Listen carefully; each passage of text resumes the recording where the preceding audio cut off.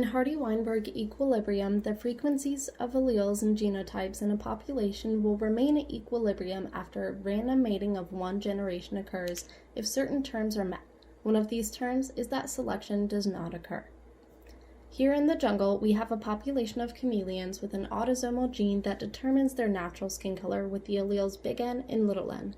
Chameleons with big N have the phenotype of green color. Chameleons with big N, little n have green and yellow color, and chameleons with little n have yellow color. Note that this representation of chameleons does not accurately represent the actual population. This population contains 1,600 chameleons with 551 green, 775 green yellow, and 274 yellow. We want to test our hypothesis that this population is at Hardy-Weinberg equilibrium. Our p-value is the allele frequency for big N, and our q-value is our frequency for little n.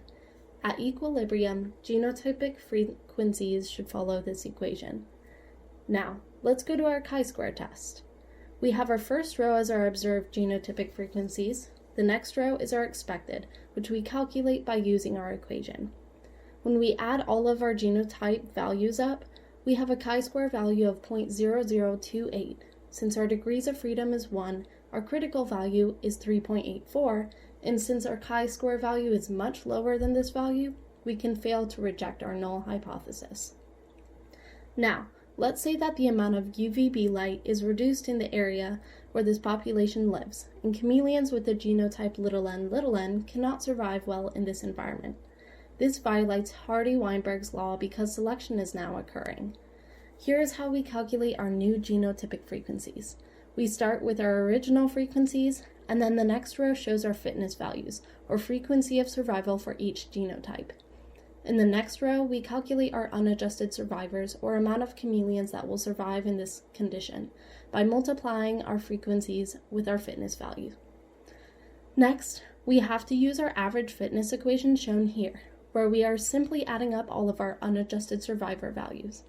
Lastly, we divide each of the unadjusted survivor values by average fitness, and we obtain our new relative genotypic frequencies after selection.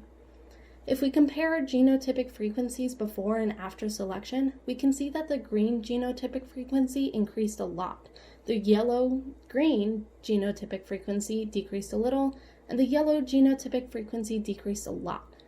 By this, we can predict that if this selection continues, we will obtain a population of mostly green with some green-yellow chameleons and nearly no yellow chameleons. This creates what we call directional selection. This video's information was sourced by the following. Well, that's all, and I hope you understand Hardy-Weinberg's law a little better.